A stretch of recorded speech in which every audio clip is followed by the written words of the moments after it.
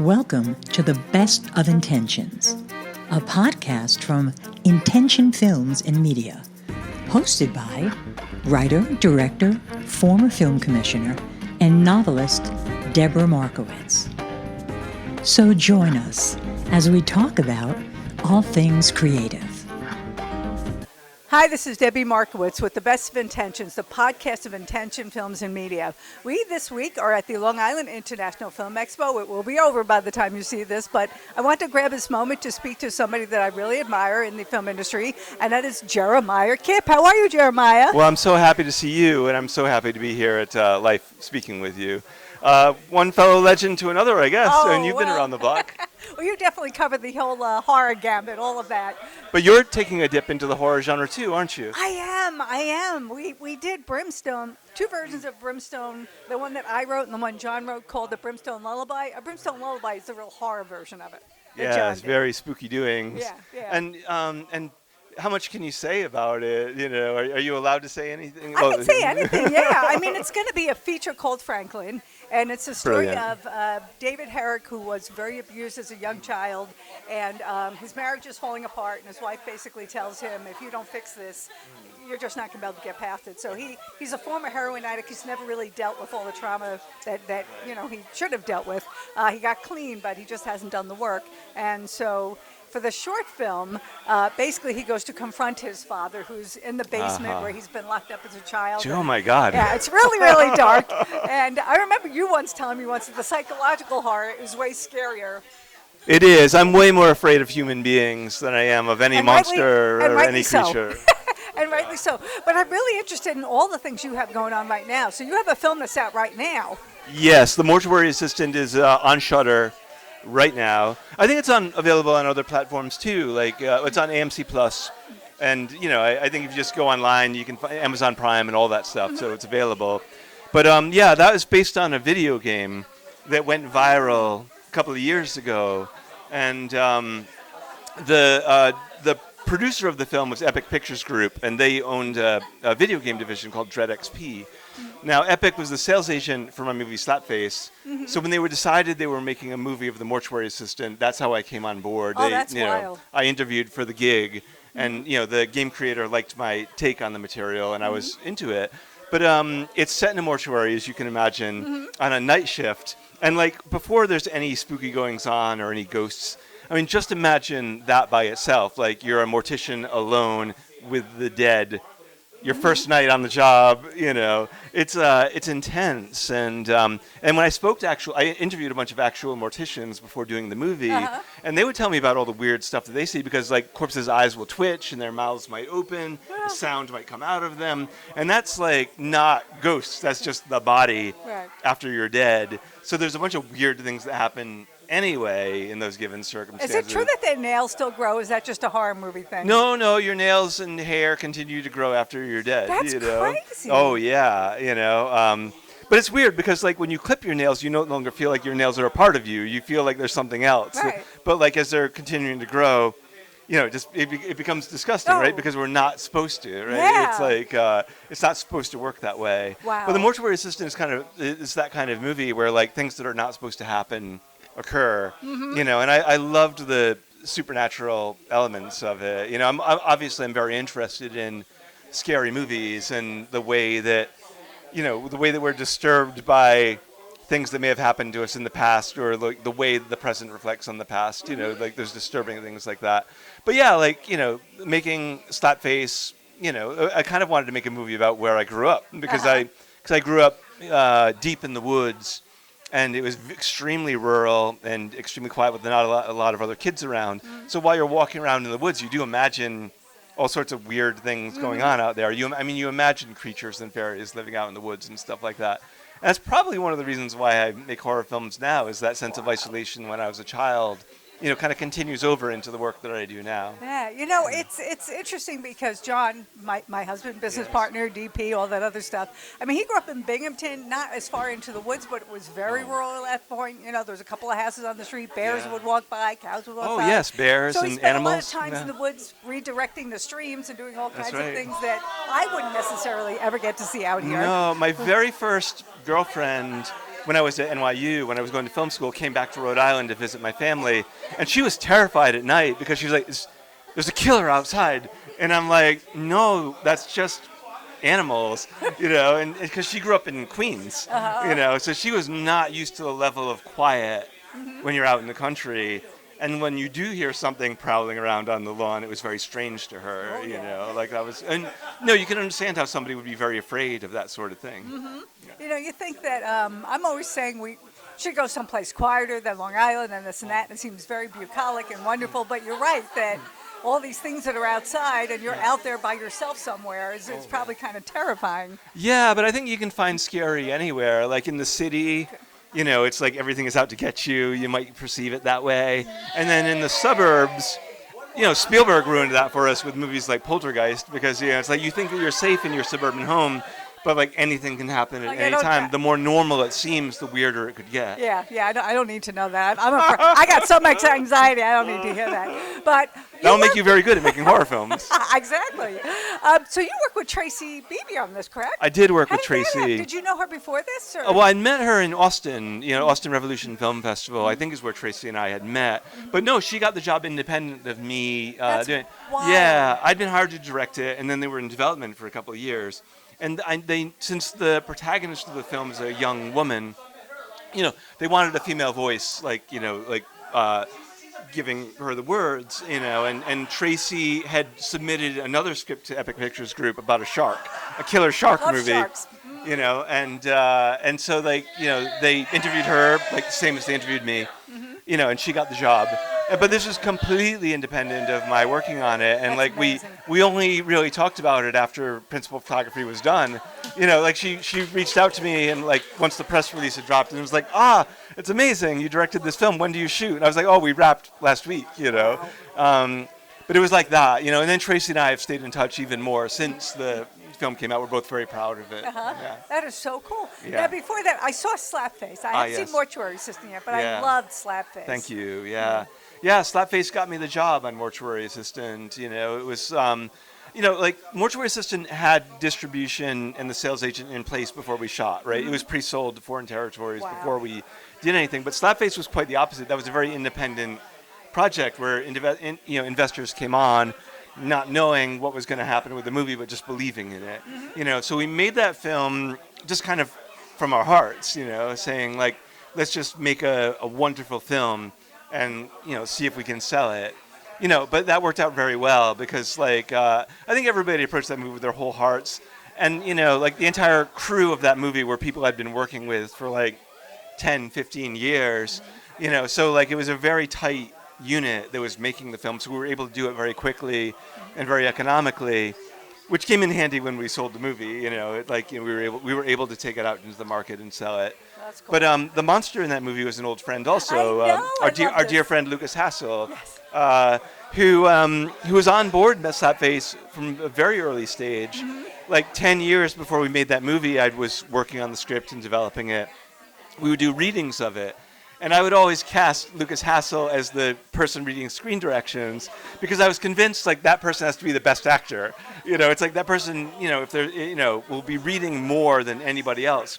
And everybody always punts the reader off to the side. I would be like, Lucas, sit in the center, talk right to the audience, and make the monster feel real for them. And of course, Lucas is a very compelling, charismatic figure and was able to hold the audience's attention through reams of screen direction and make the monster come alive for them. Anyway, after a couple readings, he said, Jeremiah, if you ever get to make this movie, I'd love a shot at playing the monster because I feel like I understand her. And sure enough, it was very good having, well, first of all, Lucas is very tall. He's 6'6", right? And then with the boots on, almost 7 feet, so it was a 7-foot tall creature. But that wasn't the only reason that I cast Lucas. Lucas is such a dynamic, physical actor. And I knew that for this non-speaking role, we needed somebody who was going to breathe life into the rubber and paint that is a special effect. I think Lucas also enjoyed wearing a mask, because Lucas is so handsome. It's ridiculous. Absolutely gorgeous. And I think wearing the mask released him in some ways and allowed him to tap into his inner ugliness.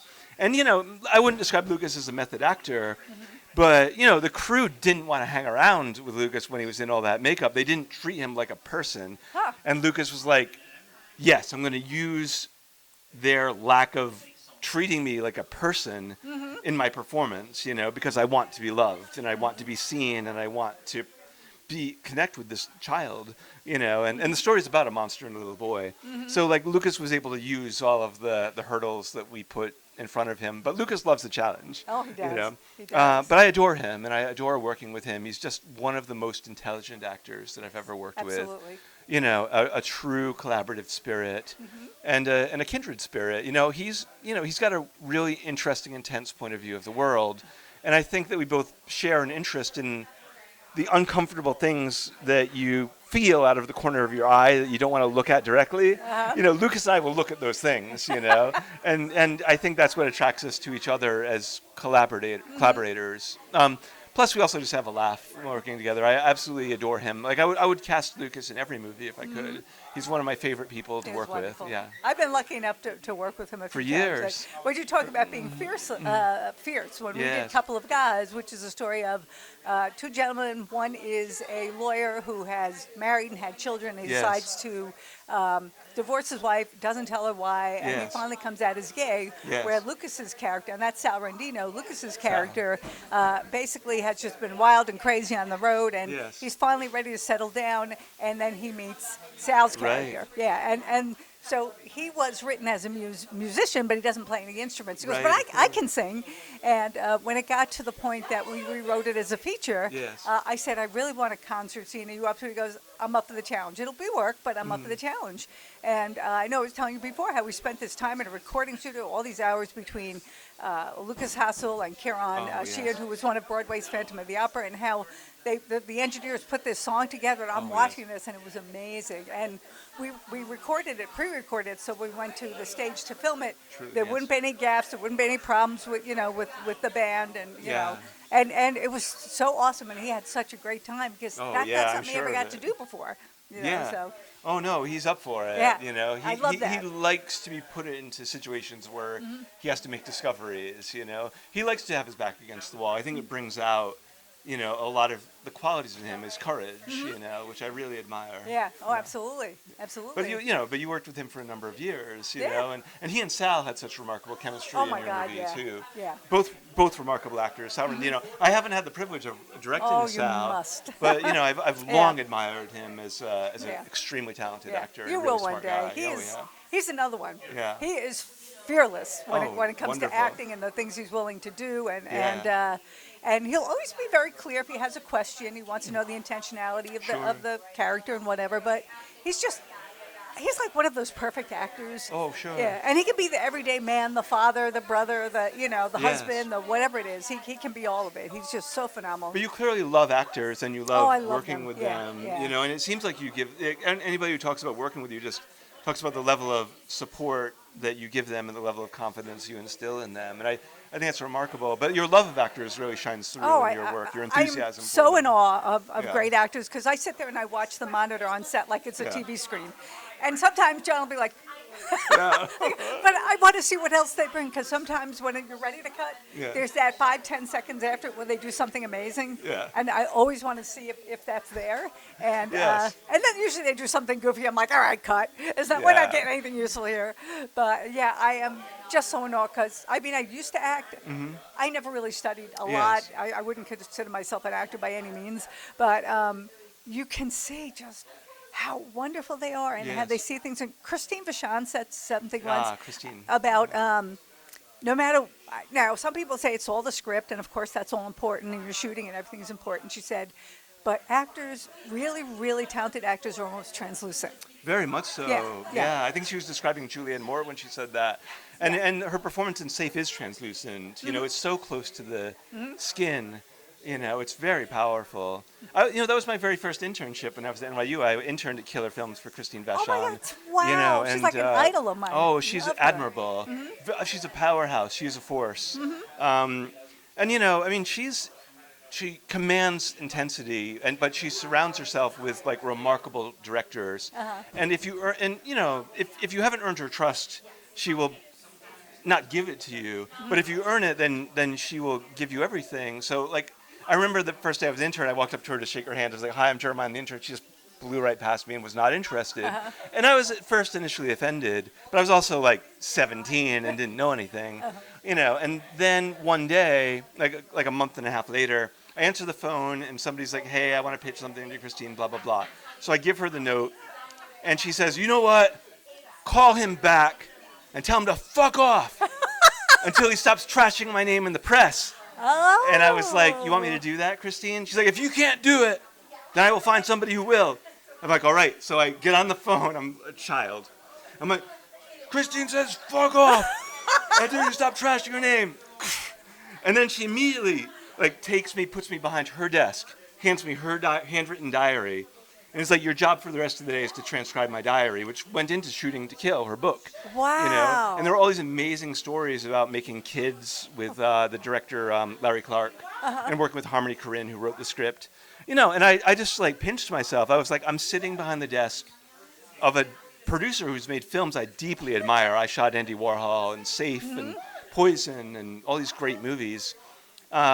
And like looking at her handwriting and transcribing her stuff. It was a really amazing day for me. And she is a hero to all of us because, you know, when we say independent films, you know, I think there is also an independent spirit that goes with it. Yes. You know, that is uncompromising and rigorous, you know, and Christine was that. So like if you earned her trust, she would give you the world.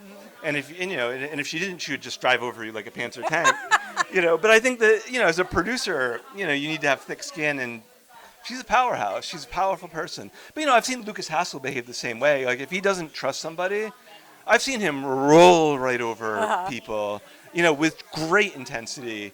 And if he likes you and trusts you, he will do whatever you ask him to do and bring you gifts. Yes.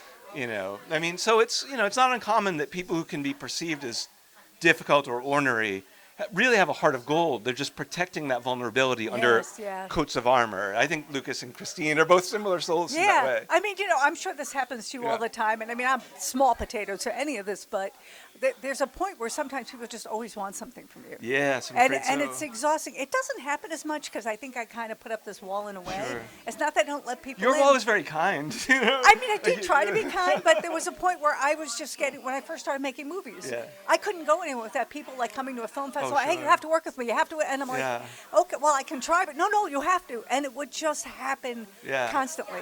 And I think because I backed off and I say no so much because I just don't have the time. You ultimately have to. Yeah, yes. it doesn't happen the way it used to, but it's or I'll tell people. You know, people want to work with me. Follow my Instagram. If you follow my Instagram and I have a job, let me know. I'll send you my stuff. I said, don't send it to me now, because I'm going to forget. Yeah. You know, but when I need it, that's when you send it to me, and then I'll remember. You know, but it's just. So imagine being on that level. Oh, of course. And people always want something from you. Always want something from you because she can get movies made, or you know, she can't even get all the movies she wants to get made. Right. But like, you know, but she was a force in the world who would make movies that nobody else was making. And, you know, that's admirable and deep and thoughtful.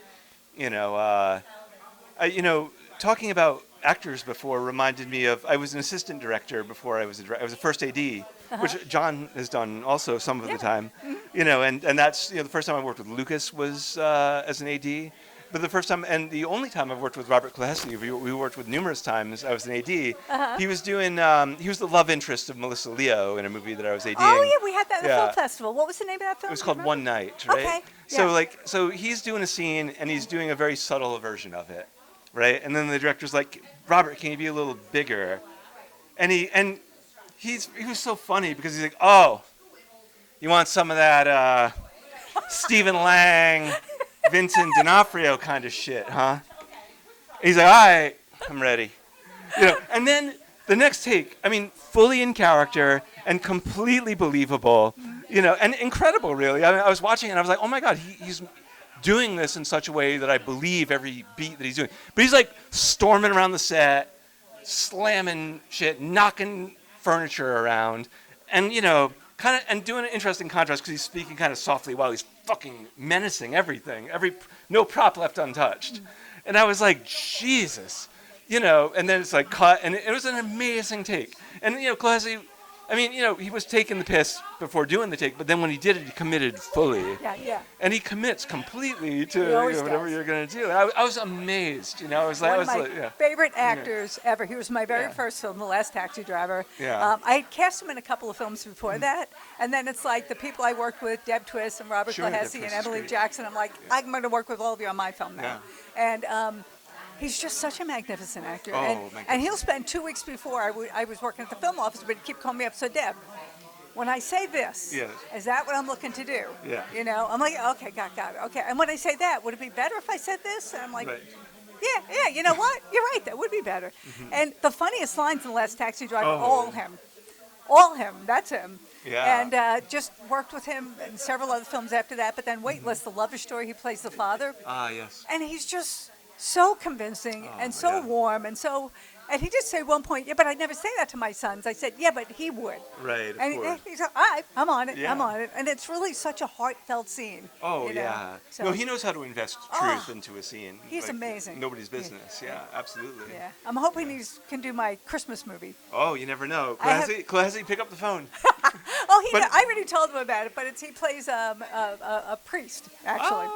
Oh, he would kill as a priest. I know. And it's a priest who basically was in a lot of trouble when he was younger, so he's giving these kids the talk. He manages this soup kitchen, and he's talking to all the kids. He goes, this is going to help you out, and blah, blah, blah. And they say, somebody goes, what, do you think I was always a priest? And I mean, he's such a hard ass, but he's such a great character. Totally. His kids are all directing films now, or Miles at least is directing films now. Yeah, I think Miles is. I think Byron was too, but I'm not sure. I think they're all caught the bug and are directing films now. That's one talented film. And I think, was his wife a dancer? She was either a dancer or something. She was something in the arts as well. Yeah, Catherine. But fantastic. Very artistic family. Oh, fantastic. But I think one of the funniest things from Bobby is we had gone to a film festival in the city, and he met us there. And I said, well, do people ever recognize you? She goes, yeah. They're like, you're that guy from that thing that I saw that time somewhere. And he's like, yeah, that's me. Perfect. They don't know his name. He's got that mug. He does. That recognizable mug. But from he's a Hill wonderful Street actor. Blues. Oh, yeah, of First course. time I think I saw him was Hill Street Blues. Yeah, and I'm like, wait, that's that guy. Definitely a guy who's been around the block. He's seen a thing or two. I'm sure he has a story or two to tell. He's millions. I'm sure there's millions. No doubt. But, so now what else? You have, I know you used to have the Geechee Witch. Now where can people see that? Geechee Witch is on Tubi. And so that one I also got as a result of Slapface. So we did Slapface. And then these producers who I'd worked with 10 years earlier, this is one of those things about the movie business is the road is long and, people that you meet along the way, you might not hear from them for 5 years or 7 years or 10 years, but there's something with people who stick with it where you circle around back to each other. So these guys, they'd seen Slapface and they gave me a call and Jeremiah, remember us from 10 years ago, we're doing a film down in Savannah, Georgia. Would you like to bring your Slapface crew and go do it with us? Wow. And I read the script and thought it was wonderful. But it all takes place within a very specific black community, the Gullah Geechee community, right? So they're like an island community that has their own specific patois and their own specific legends. Like the monster in the movie is called the Boohag, which is native to their culture. So I read it and I was like, the script is beautiful, guys, but I'm a white guy from New England. What business do I have going down south with you and making this film?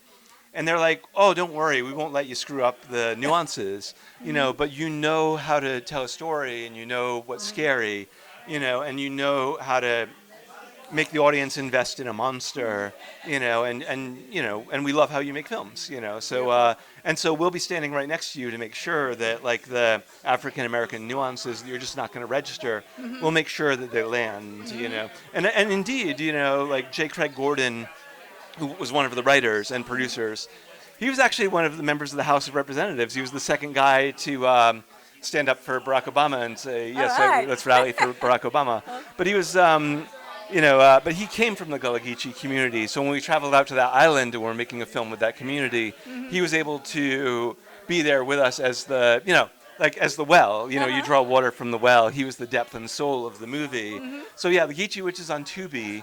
And you can see it for free, You don't even need to pay for a Yeah, subscription. I have to check that out. Yeah. When I did Couple of Guys, it originally, I mean, that just had such a genesis. It started out as John and I going to Fire Island, having dinner at Pizza Village, looking outside, and just having this weird crap happen outside the window. Some guy walks, disappears, and we're looking at them, because we're right at the front window, and all of a sudden people come over, and all this stuff happens. We're like, and then all of a sudden everybody gets up and leaves. We have no idea what happened. Yeah. So we made up a whole story about that, and then I sent it to a couple of people for feedback, and I spoke to the DP. I want to do it. He goes, I don't want to do it. I'm like, and he already had 3 films with me. I'm like, Really? why don't you want to do it? He goes, because there's nothing there. And I'm like, I think it's cute. And so I reached out to Pierre Stefanos, who's a phenomenal filmmaker. And I said, so what do you think about it? He goes, it's cute.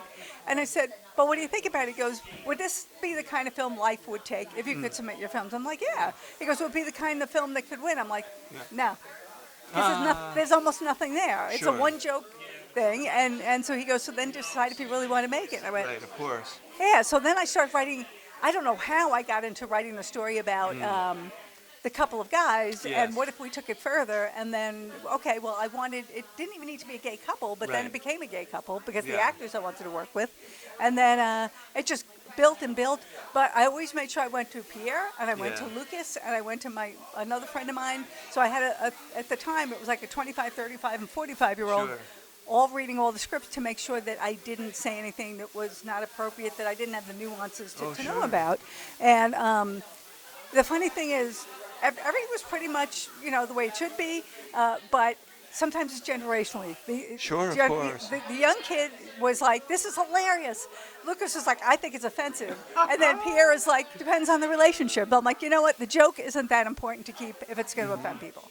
It's not necessary of the story, so we took that out. But you always want to, That's right. And then I've had people say they wouldn't watch it because who am I, a white cis woman, to do, to do this? And then I spoke to somebody else, a transgender friend of mine, and he said, we want the representation. I don't care who makes the movie, you know. Sure. And so you have to, I wanted to tell the story, and I love the story, and I love the actors, and so, you know what? The people who want to see it will see it.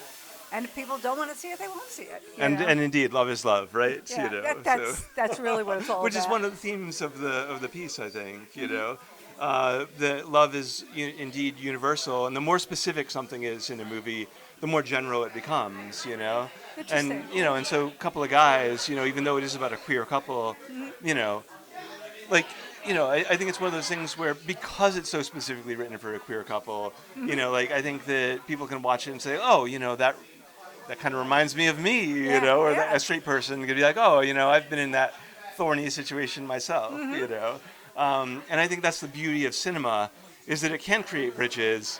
That, I remember that when Jonathan Demme, who's my favorite filmmaker of all time, he did Silence of the Lambs, he went on and did Philadelphia, and he said, I'm not, it's a lot of his friends were dying of AIDS, and he was like, I think our audience for this movie is actually straight people, because the queer people already know what's going on here, but the straight people don't, and so this movie is for those guys and those people, because they need to know what the hell is going on, but it's very funny. He was very good friends with a queer actor who was dying of AIDS when he made the movie, and he was in Silence of the Lambs. He was an imposing guy, so he was always playing like scary people, and in Philadelphia, I think he plays like a homophobic lawyer or something like that. But he was sick, he's in the hospital, and Demme was like, I don't know, I think he's too sick to do the movie. And the actor was like, no, come visit, and acted like he was well. He's like, come in, guys, I'm fine, and he's like, oh, he looks well enough to me, And so he did the movie, and he has to do all these scenes where he's like, I'm intense and difficult, whatever. And then be like, cut, and he'd be like, oh, wow. But he's like, man, actors really do love to act. They really It's like do. this guy is dying, and he's like, no, I want to be in this movie so bad. Yeah. That, and he died not long after. I don't think he even saw the premiere, but Wow.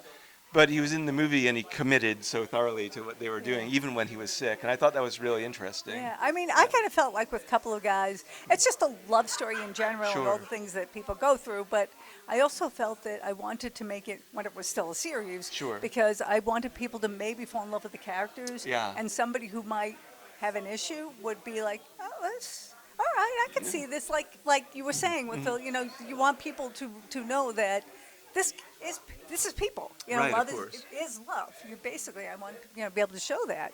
Yeah, it's an entertaining show. It's not hitting anybody over the head, but it's just a relationship and what people go through and what the family goes through when they find out, because it is kind of mind blowing when something like that happens to somebody. I think that's the entire charm, right? If you want to send a message, use Federal Express, but but using a story with characters, and just seeing what the drama of the storytelling is, like that's often the best way to appeal to somebody's hearts and minds, rather than hitting them with a gavel or something like that. Yeah, no, it's true. And That's what I love about horror movies. I mean, horror movies can talk about really difficult subjects.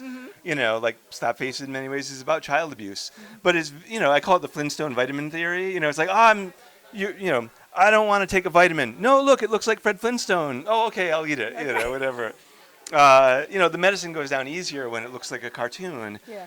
And like somebody might be able to watch something that's a very difficult subject, like Hereditary, deals with very difficult, thorny themes of like being in a family, but because it's a genre film, it can talk about those things. It's like, all right, we're a scary movie, but if you really think about that film, like there's a lot on the go. There are a lot of ideas on the go in that film, which is impressive.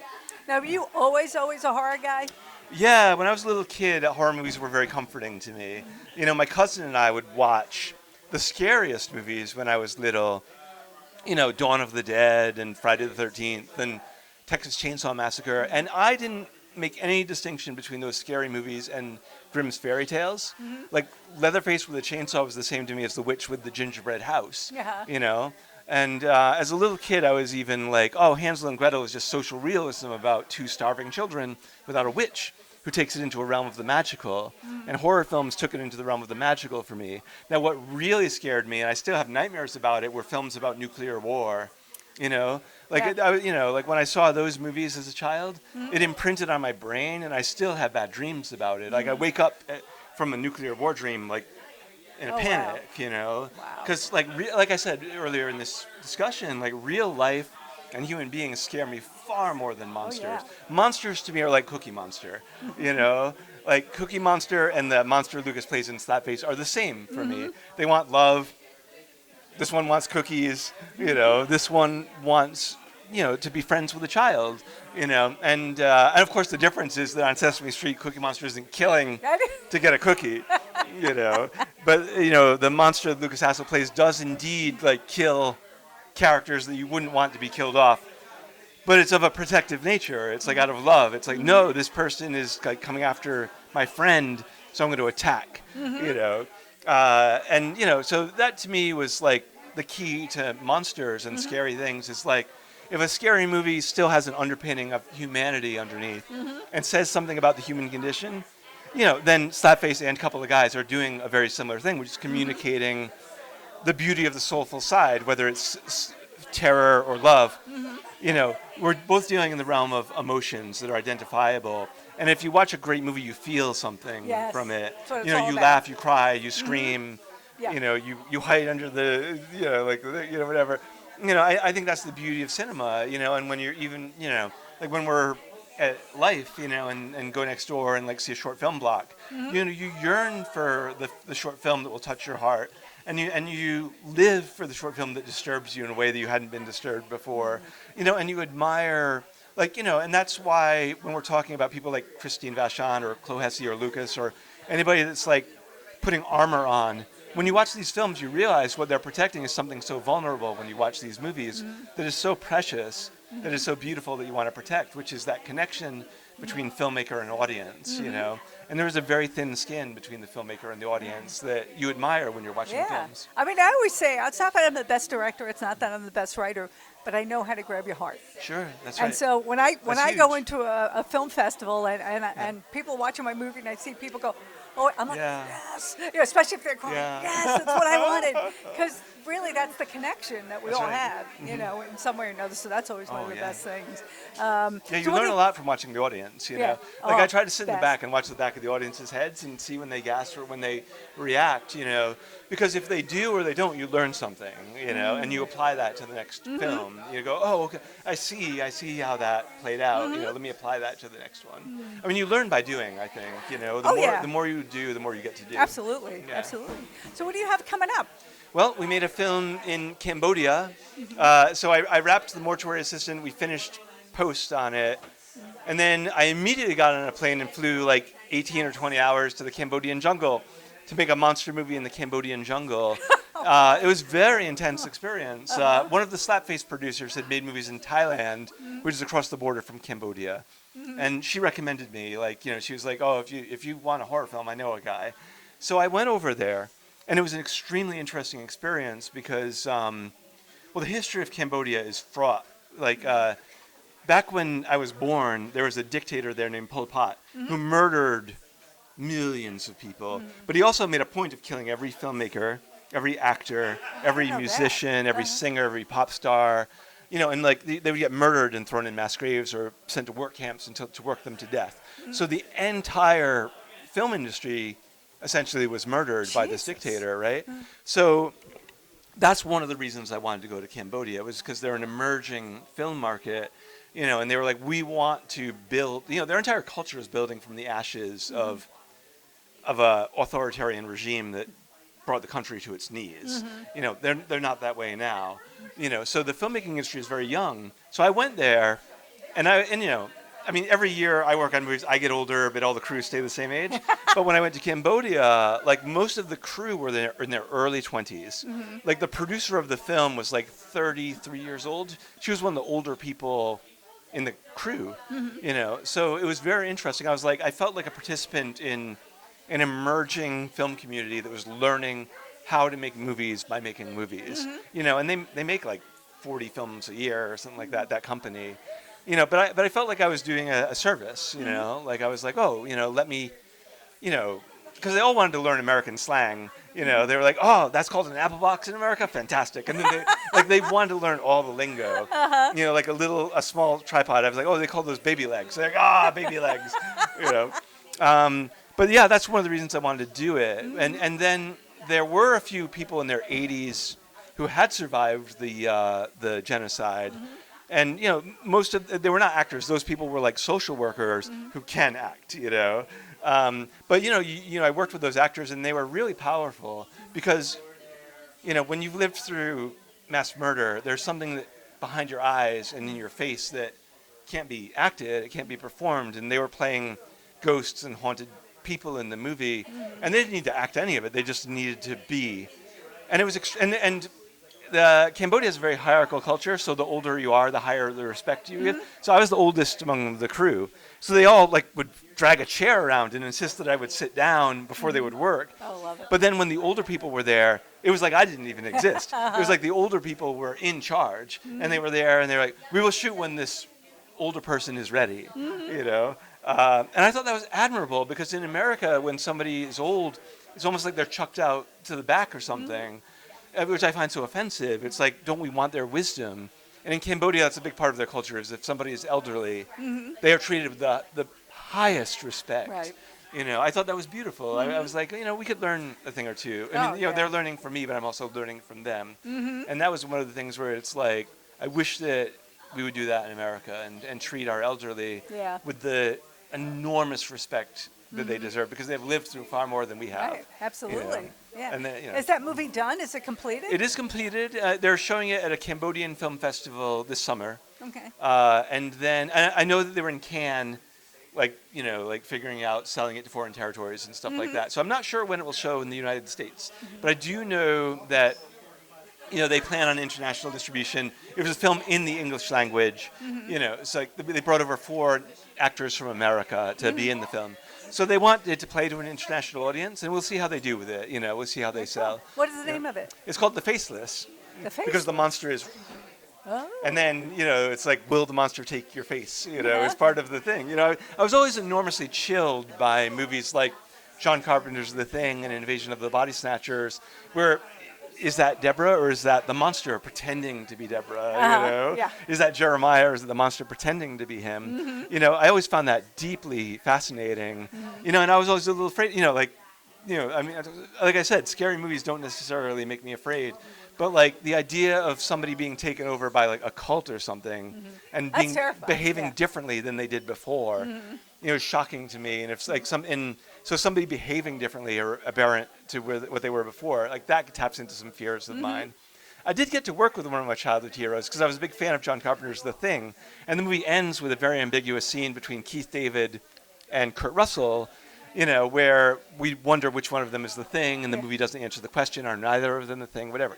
I loved the film very much. So I remember I was doing a short with a wonderful New York playwright named Susanna Nolan. And our casting director, Carolyn Sinclair, said, what do you think of Keith David for the guy? Yes. And I was like, Keith David will never do this movie, so let's go ahead and offer it to him so you can say no, so that somebody who actually will do it will say yes. But Carolyn really knew what was going on because she knew that Keith wanted to play a romantic lead in a movie, and he did it for like far less money than he does most things, because he got to be a romantic protagonist, He got to be the lover. Usually he's standing in front of a map saying, we've got 48 hours, gentlemen, or whatever, authority figures. And he wanted to be the lover so badly. He perceives himself as the lover. And so, I got to work with a childhood hero. And they say don't work with your childhood heroes, they will only disappoint you. But Keith did not disappoint. He was a beautiful man, and very kind and wholehearted and sincere. Nobody's fool. Much like Chloe Hesse and Lucas and all these guys, but beautiful and would open his whole heart. He acted in a scene opposite a little child who didn't know Keith David the legend, but she's acting with him, and she's like, and her dad is right there, and she's like, Daddy, it's the voice from the TV, because he plays so many voices in cartoons. And it made her day. She's like, I met a TV person, the voice from the TV. He's here. He's real. So Keith was very touched by that story. He loves children and is a beautiful man. Very nice. Yeah. Very nice. Yeah. I think I told you some of the people that I'm looking for my Christmas movie. Oh, yes. I'm a little nervous about that, but pretty excited. And, yes. we'll see what happens. Christmas is a universal theme. Yeah. So I got Christmas and horror coming up after the ones that are in post now. I can't think of anything better. Yeah. We'll see. We'll see. You're going to have the time of your life. Christmas and horror are both beautiful events. Yeah. I think I might be looking most forward to the horror one, though. Only because John said, I love directing John. Not that you actually have to direct John, because John just does what he does. Of course. But it's just so much fun to watch him work. Oh, beautiful. And it's just really awesome. And he has this way of acting that he doesn't even have to say anything. The eyebrow twitches or whatever. It's just the best kind. That is true movie acting. Oh, yes. my God. Yeah, I wish that he had started earlier, but I didn't know he really could act. But apparently he can act very well. But I'm looking forward to some that. actors find it late in life. I think Charles Durning was a late in life discovery. It's like, I love acting. Yeah. Because he'd been in the Korean War, he'd done all this other stuff, and then he's like, let me try out acting. Yeah. And then he turned out to be one of the most brilliant actors that we had, a brilliant actor and a beautiful soul. Yeah, John actually had worked acted in college and high school, whatever. Fantastic. But then went into the technical end of it. But this is just so much fun watching him recreate and whatever. But it's all cool. But I think our time is up. Our time is up. This has been absolutely What a awesome. joy. Thank you so much to Jeremiah My Kipp pleasure. for being on the Best of Intentions podcast, the podcast of Intention Films and Media. Thank you, everybody, for watching. And this is great. Thank you so much. It was a privilege. Take care. Bye.